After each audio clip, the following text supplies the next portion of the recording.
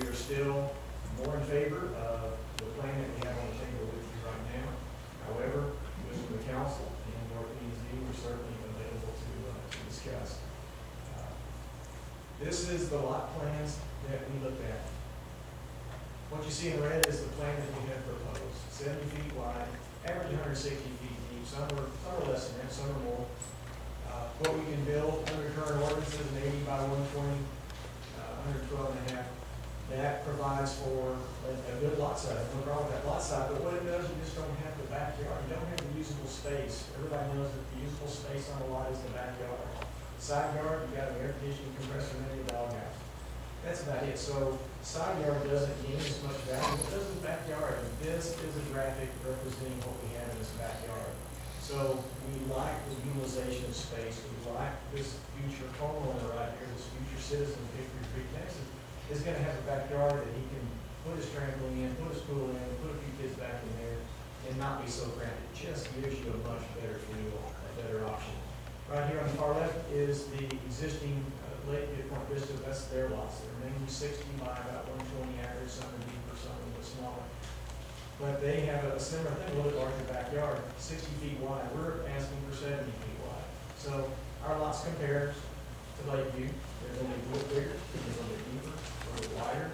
And so we think we compare well with that property. I don't think there's an issue on the lot side. I think it simply comes down to those folks that looked at Mr. Allman in that pond for many, many years, and they would like to continue looking at it. We would like to come in and, as developers look at developing this project within the requirements of the city, we're not asking to bypass or modify any of the technical requirements.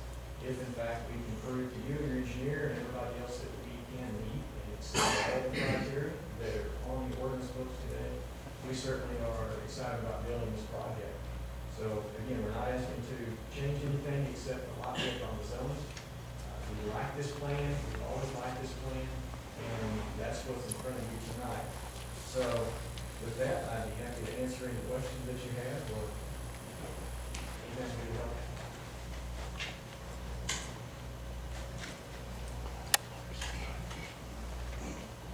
Mr. Crown, Yes, sir. while the mayor's getting set again, would you just, one quick question, on your 51 total lot size, to save the pond, what would the average lot size be?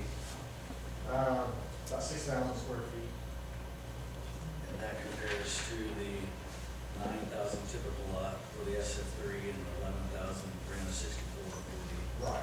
There's a minimum 9 and a half, probably 11,000, so be about half a day. That flat. Thank you. What would be the plans for the drainage over there? Current drainage right now is, it's a good question. This is actually the low part of the site. We're below Lake Point, we're below Hickory Creek, we're above the lake portion. And so drainage will fold into the site on full west boundary as well as the northern boundary. There's 3 pipes that do pop into the site. We'll continue those underground. We'll bring those over to and discharge into the existing spillway. So right now we'll take our drainage underground.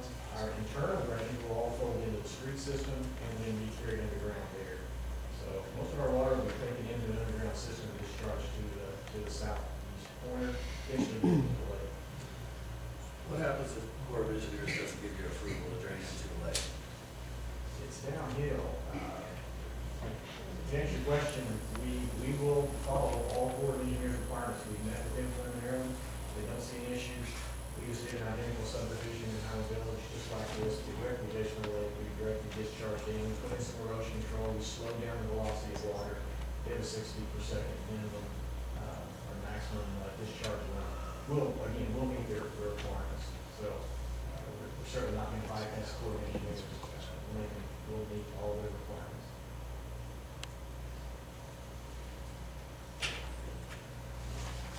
So can you go back to the fire safety discussion you had with the chief? Yes, sir. So he's okay with a fire truck going down that road? Yes, sir. There's no safety hazards, no nothing, no turn radius issues at the end, there's nothing wrong with that? Not according to him. I won't speak for the fire chief, but his email said he accepted the plunge. So, It was his recommendation, I'm sorry for interrupting, it was also his recommendation for parking on only on one side that of was the his street. first recommendation. Let's get cars off the one side. That keeps him in a wider street to work with. He said, well,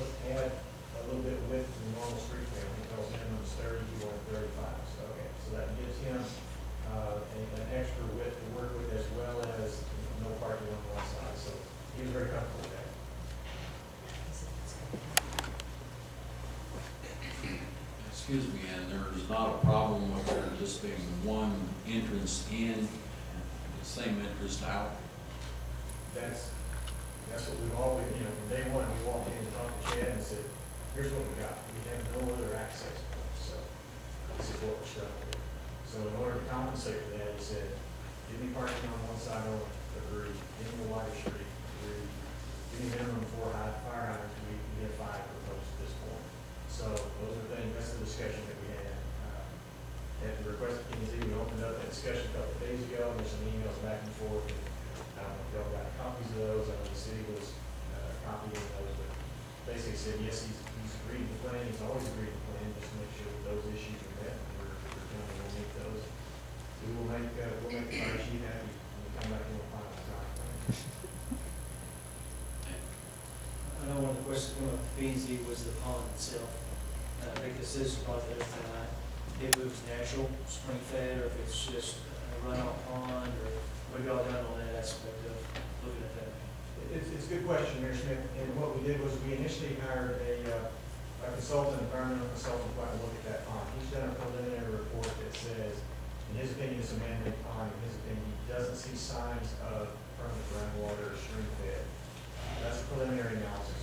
If given the opportunity, if you and your wisdom say this is a good plan, let's move forward, then the next step is to start with the geotech testing, start putting holes in that ground, start looking for these issues, spending a tremendous amount of money to verify that it does or doesn't exist. If we get down there and we find spring fed ponds, wetlands issues, environmental issues, EPA issues, then again, we cannot overstep this. We have to follow those requirements. We come back to you and say, guys, we can't build in this area. We have to adjust our plan. If we pass, lucky enough to pass through all those hurdles, EPA, Corps of Engineers, environmental, we keep going forward. If we don't cross one hurdle, we're back right in front of you to say, guys, we can't do this. We've got to make a better plan. Just a matter of not spending significant amount of dollars until we know what can happen. So spending a lot of money chasing our tails, we'll look for your input this evening and see which direction we go. And then, like I said, if we get the opportunity to move forward, then that's the next step. And we come right back in front of you for final plans once we get through all those hurdles. If we get through.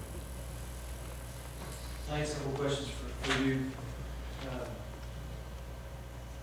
If the plan's not passed tonight under the PD, what's the ramifications? And then the other flip side of the question, if it is passed tonight, what are the ramifications if they want to come back and, because the pond is a natural pond and so forth? Well, if it's not passed, because currently the properties in the city is currently zoned SF3. So they could begin the process tomorrow. The current plat that they have before us would not be in compliance with SF3 zone. So if it's not passed, that plat would need to be denied. But if that's done, they can come in tomorrow and with a new plat, be in compliance with current SF3. We would not have any discretion, as long as they provide for the roads as called for and public infrastructure, we wouldn't have any discretion. We would have to pass that plat and make it be building out there according to SF3 standards. And I think there were a couple of options that we currently do under SF3 that Mr. Brown showed, was one was cited upon, one was not cited upon. Those both under current SF3 standards. No, the one on current SF3 is what you see on the left-hand side here. The one sitting in the pond does not meet SF3 standards. They're smaller lots too. No lot count. So that's an option. That's what they can do that. Any issue with the ordinances in place now in the town as far as the cul-de-sac goes? Well, it looks like I heard that brought up in the discussion and the guys with the engineer. It appears that given the configuration and the fact that they're surrounded on 3 sides, our engineer reviewed their plan, which does deviate from the current subdivision ordinance regarding what length of street is allowed. But they requested that be modified, which is something the council can do upon recommendation of the engineer. Excuse me, to provide for a longer cul-de-sac and what the subdivision ordinance calls for. So it appears that that's the only way that land can be developed there as a situation. Discussion, questions for the I do have a question for Lance also. If we approve the PD, that, and then if this developer, for whatever reason, is not able to build under that, and that PD does not stay with the property, right? If they, the PD is The PD is, tied to the developer. no, it's not tied to the person who the developer is tied to the land. Okay, So so, anybody that bought that would have the same PD until it's changed. okay, We could change that on, we could recommend our own amendment and bring it forward to change it, or the owner at any time could make a request to have it changed. okay, okay.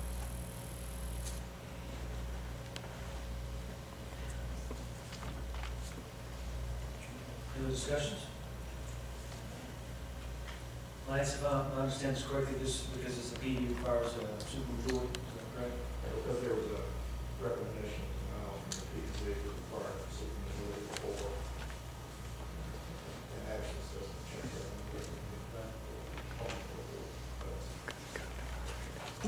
Discussion amongst the council on the plans that were presented from the engineer, SF3 versus the proposed PD and so forth. May I just ask a couple of questions, Maybe Mayor?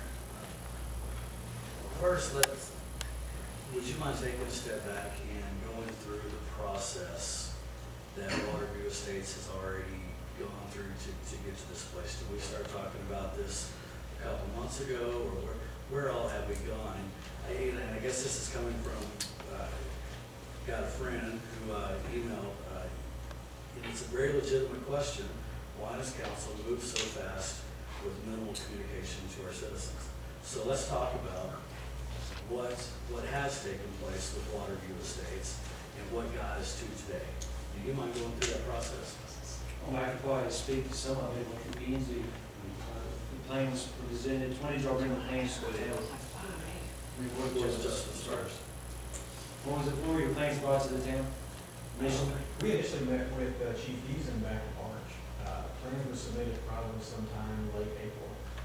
We started the back and forth issues with the city engineer, the county engineer back and forth, that we submit something, send it back, saying modify, change. Went through that iteration process till probably first of June. And then we cleared up all those outstanding items and then went through the public notification process. Okay, so does that answer your question? Yes, we've been working, this has been in the works for 5+ months. And then on the communication piece, we don't have anything in place today other than citizens coming to the meeting or reading minutes from the previous month to know about different developers in town. Some of the changes are, they're published in the newspaper, they're probably published in the newspaper, PZ notice and council notice and notice of the property. Okay, and I did see a sign on the land as well, so we have met all of the standards for properly communicating with the citizens per legal opinion. Any other question? Valid question for Mr. Hudson, are we going to get an independent engineering study? Well, I guess we answered that one because we got the letter from Happen Associates certifying the plot, and what are the next 2 to 3 steps if we do approve it? If the PD is approved, this is the preliminary plat for us, so Yes. there will be a final plat that will be in compliance with the preliminary plat, providing additional details, and then we'll go through the site plan process and the landscape plan process, just like you saw the Steve shows tonight. And as I understood, during the site plan process, that we requested that be noted that there's going to be parking on one side of the street. Correct. That would need to be specified. At that stage.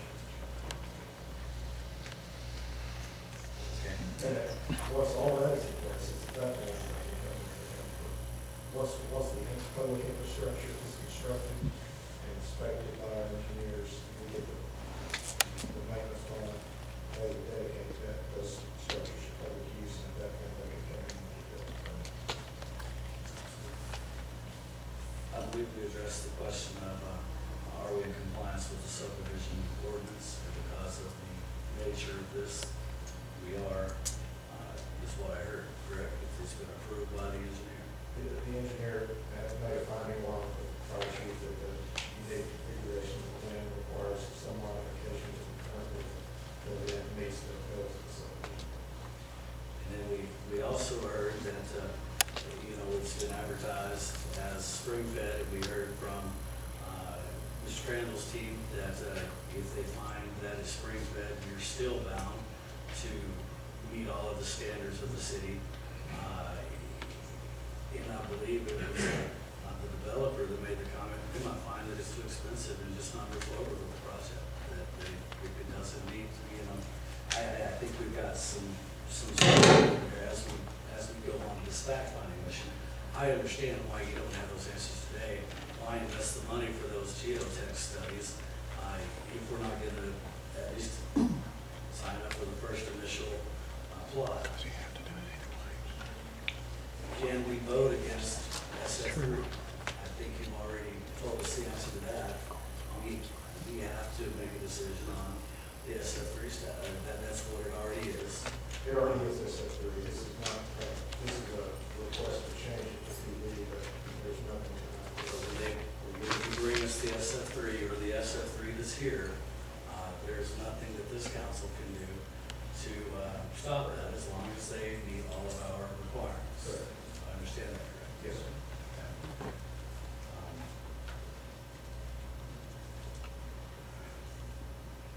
There's a lot of unanswered questions that I have, and I think unanswered questions that my neighbors have and citizens of Hickory Creek have, and we won't get the answers to those questions in this meeting.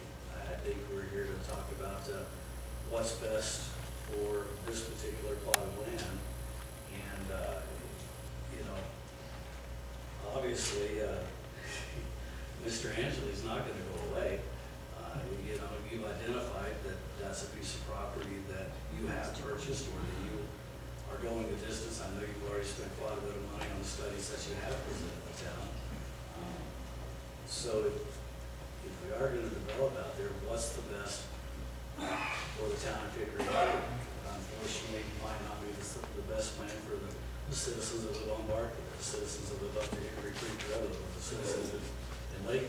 We have to think of the future, like you and Mr. Clark did way back when, are the mansions in Turtle Creek the right thing today? I don't know what the right thing is, but I know what's presented before us.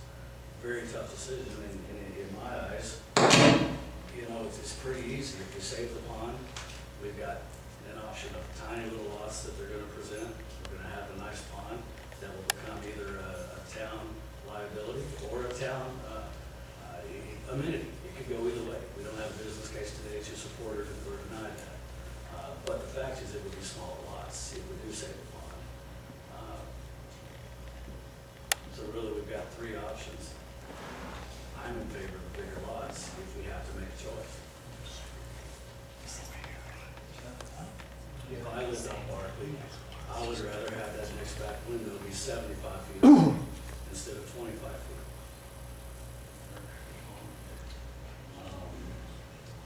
Somebody asked the question, have they submitted a tree plan? Not yet, but it's coming. It's part of the requirements. Every developer that comes in here has to submit it. It's part of the process. But no, not yet.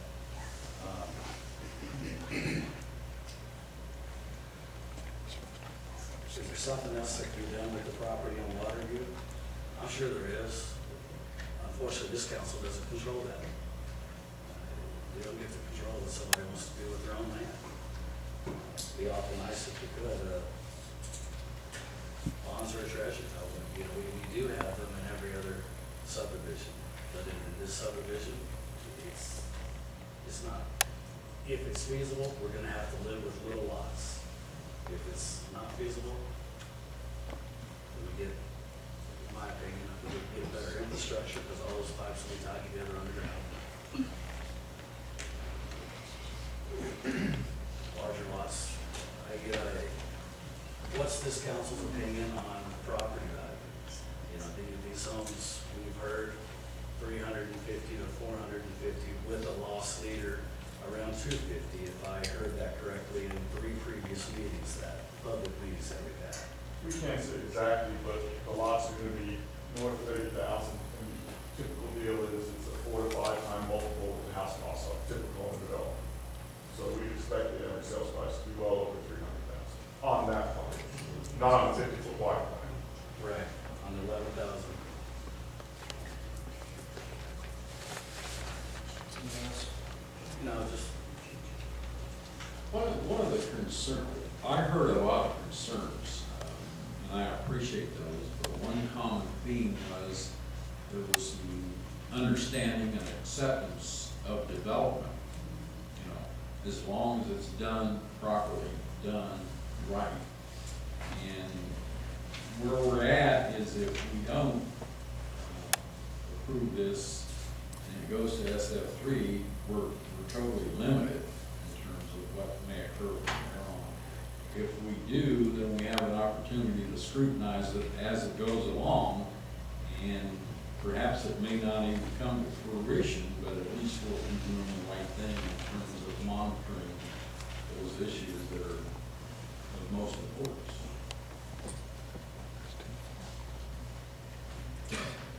Yeah, I actually spoke to our engineer today, and I asked him about the process for going forward, and he indicated, as Mr. Crandall has indicated, that there would have to be geotech surveys, borings have to be done, they have to look at the soil, see what kind of soil is there.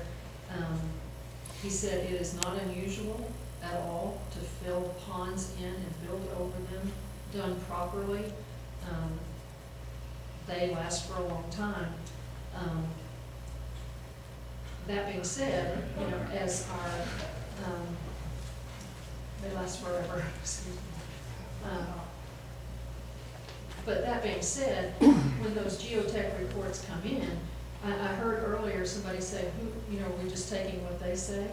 No, our engineers go over those geotech reports as well and make sure that they concur with what's being presented, and then if it's approved, then every step of the way, as that work is done, we have an outside independent inspector that comes in and inspects every step of the way to ensure that that is being done in accordance with the way that the geotech people say it has to be done, and the engineers say that it has to be done. So I would correct Mr. Gordon, there is not a pond in every neighborhood.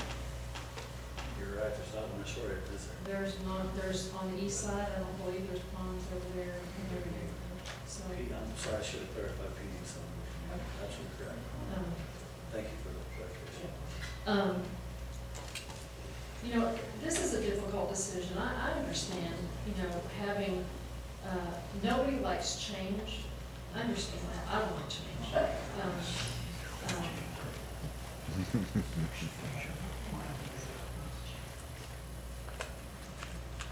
But on the other hand, we are charged with watching over the budget of this town. And I appreciate what you said, Mayor, about, you know, the fact that our revenues are based on sales tax and property valuations.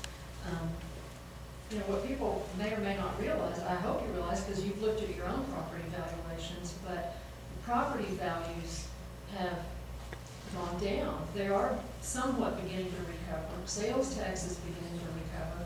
But as you said, every year things go up. And so at some point out there in the future, you know, if we say no to everything that comes along, then at some point out there in the future, we have to raise all our property taxes significantly to continue funding our city services. So that's a concern. You know, personally, if this were behind my house, I would prefer to have larger lots, even though it's, you know, it sounds like they're smaller lots because they're narrower across the front, but they're deeper, so they're overall a larger lot. And I agree, you know, our attorney has just told us that if we say no to the PD, then this developer can build under SF3. and he has a plan that he can build under SF3. To me, I would rather have the larger lots than the SF3 zone.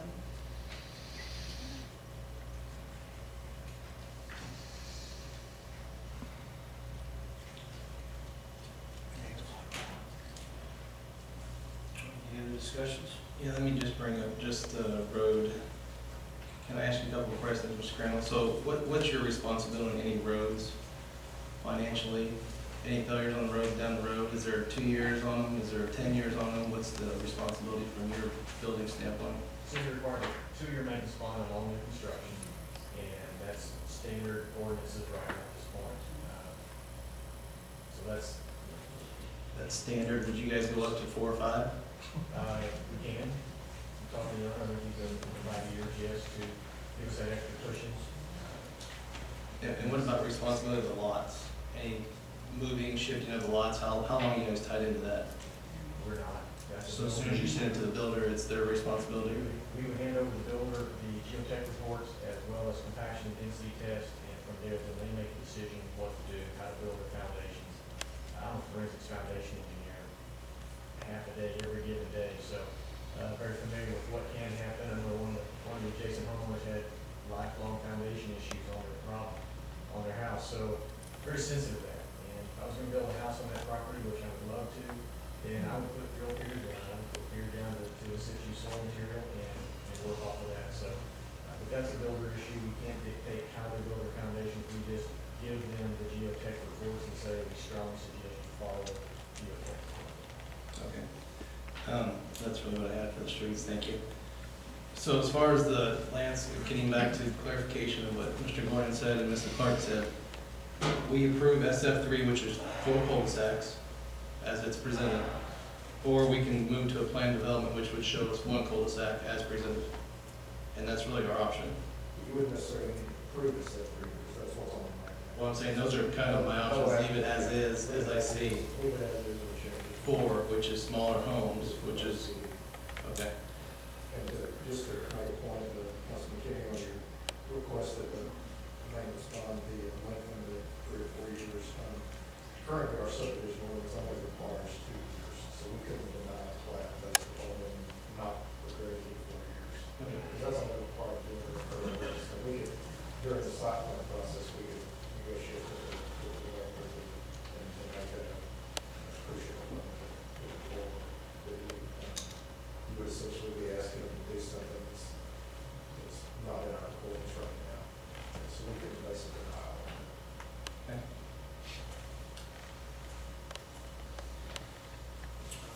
Any other discussions? Can I ask one other question? Just to piggyback off of that, if the developer finds out that there are some spring-fed areas, that would give us the ability during the plan development negotiations to come back in and say, this is what justifies additional length on the road bond. We could, at that time, like I said, we could negotiate that. If you are gonna build on the bond, and we find out that it's spring-fed, we would have the ability to go back and say, we need 4 years, we need 5 years, we need 6 years, do some sort of calculated recommendation from our engineer to mitigate some of the risk. I don't want to commit to say that you could absolutely enforce that. I will say that there are unique features about the water table or that when they're building public infrastructure, we make requirements to make sure that's not going to suit those needs. I don't want to say that we have to hand and say it's got to be 5 years. But we do have ways to work. And again, I got other jurisdictional issues with EPA, other agencies that if they find something of that nature, it's out of our control. Yes, sir. Thank you. Any other discussions? Any questions for the developer? Let me see what you have. Did you have anything to say regarding the proposal? If you do, just come up to the mic and state your name and address. Well, thank you again, Dennis. I'm Mark Angeli, the developer of CCM Real Estate Inc. It really comes down to, we have the SF3. We've done probably half a dozen plans. we said, what's a better plan, and we came in with this PD. It really comes down to the 70 by 170 average, or the 80 by 112 and a half, which would be a variance. We just think that plan's a lot better. That's really what it comes down to. If we find out it's spring fed, or the EPA doesn't allow it, or the Corps doesn't allow it, or something along those lines, we'll be coming back to you with some, another use of the property. But right now, everything we've done, we started, I think in March, did we first meet with y'all? We met with your team, city manager, Public Works, and said, hey, this is what we want to do. And they said, well, take care of fire, take care, they gave us a list, and we went right through the laundry list. And so we've been working on this, going through. We don't have all the answers, because until we have a plan, we do our geotech, do our tree studies, do everything based on our plan. Your plan calls for some of our trees, we're allowed to remove the trees. So on one plan, the tree study would say we could move the trees or mitigate them. On others, on the 80-foot lots, it's pretty much set. We don't have the flexibility. So we just like the plan. Our marketing shows people want backyards. This is going to be families. This is not designed for dual income, no kids. One of the marketing numbers. This is going to be for families that they'd much rather have an extra 50 feet in the back than 5 feet on each side.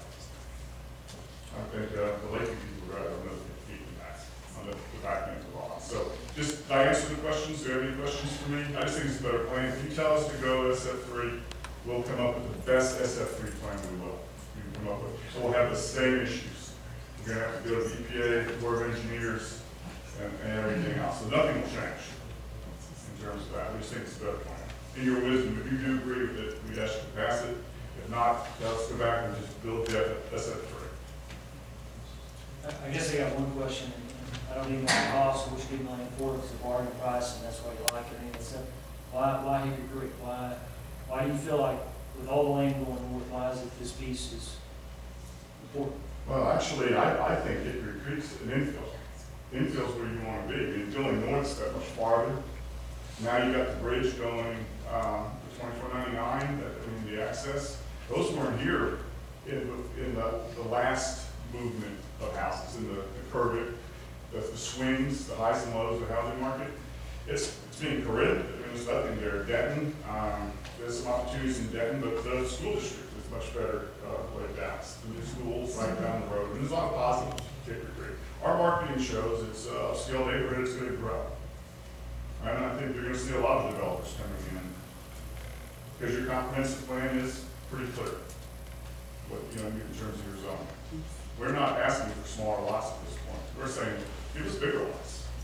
This is a better plan. Our marketing shows it's an upscale neighborhood, good schools, place to live. Everyone wants to be near a lake if you can.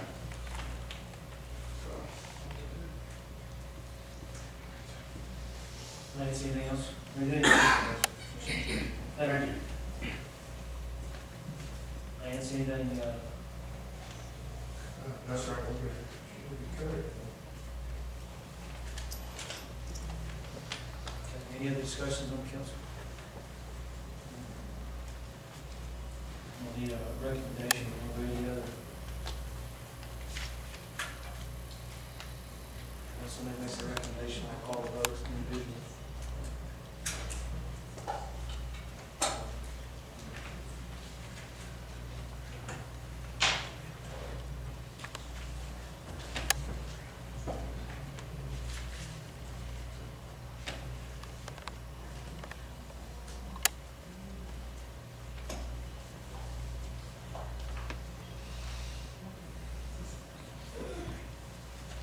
Next, we need a recommendation of denial, correct?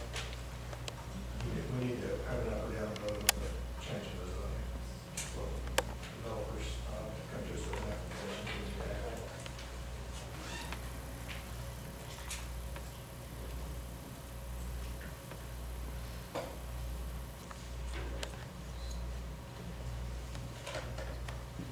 When you say you need a recommendation, you're talking a motion or? Yes, sir. Motion one way or the other.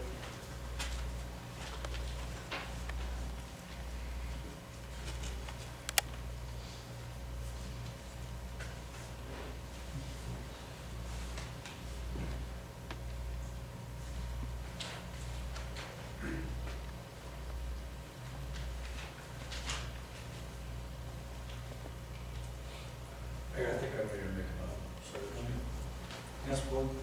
Do my best to get this as accurate as possible. I'd like to move to accept the ordinance of the town of Hickory Creek, Texas, amending is hereto amended, its comprehensive zoning ordinance, and amending the official zoning map of the town by changing the zoning on a certain tract of land described as approximately 13.5274 acre tract of land located generally adjacent to the south side of Hickory Creek Road between Barkley Drive and Interstate 35, and being more particularly described in Exhibit A attached here to and incorporated herein from its current zoning of SF3, single family 3P plan development. Okay, Councilman Gordon made the motion. Councilman Dupree, how do you vote? Councilman Clark, how do you vote? Yes. Councilman Kenny, how do you vote? Yes. Motion passes. Who seconded it? Yes. Moving on to D14, consider an act on the preliminary plat for the Waterview Estates, A159, SA survey, tract 1, 13.53 acres old, within tract number 1B, completed in County, Texas. Discussion on what? Who's not paying attention?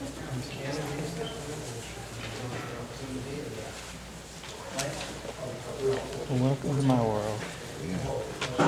Discussion on that with, as Mr. Good asked earlier, without going to planning and zoning.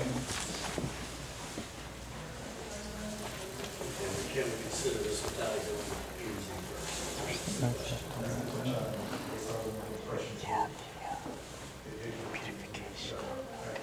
Do what? Yes. I think, What is it? yeah, as I said, I think it got denied, so this never was up. This particular plat is denied. Not this, the zoning was. Right. I never got to the plan. So they didn't do, they went on the first one, they voted, but they never discussed this one right here at all. So the question is, did the council make a decision based on no decision by the P and Z? Is that what you're saying? So P and Z should address this as well after denial of the variance.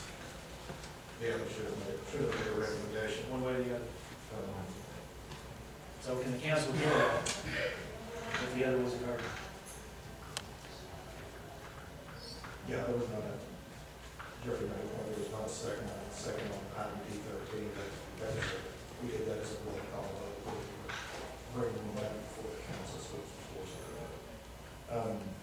On D14, with the effect of not acting on this, we would be deemed approved, because you only have 30 days to act on it, and plan it submitted. If we took no action on this tonight, it would be deemed approved. We wouldn't want to deny the plan tonight because it's consistent with the zoning we just passed. And it's been recommended for approval by our engineer.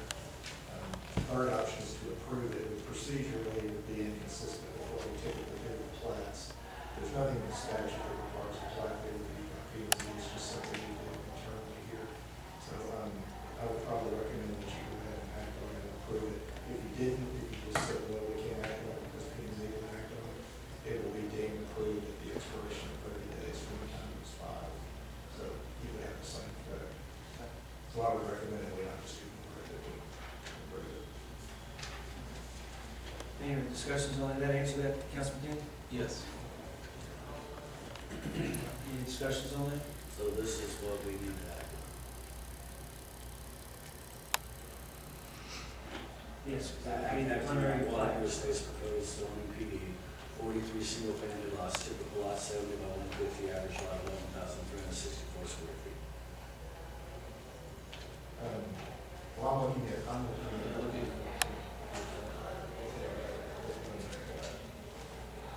It's in your packet. Yeah, that would be. This, That's, sorry, wrong.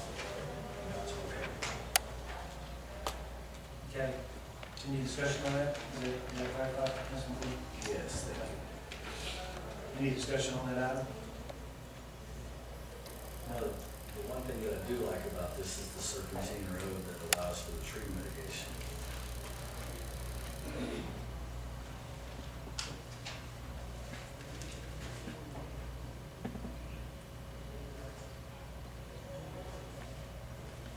So, may I ask just a clarifying question? Christie, was P and Z provided this preliminary plat as part of their packet for that meeting? Yes. So P and Z has seen this, but just was unable to, didn't act upon it because of some okay. Yeah, so what happened was they denied item A on their agenda item and went over item B. Obviously, it would have been denied, obviously, because they denied the plans. So they moved forward, so they moved forward past that.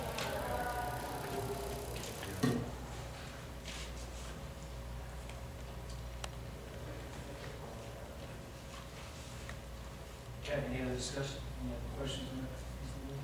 I think the good thing is, as a plan development, we have several additional opportunities to come back and look at. Entertained motion, item B14.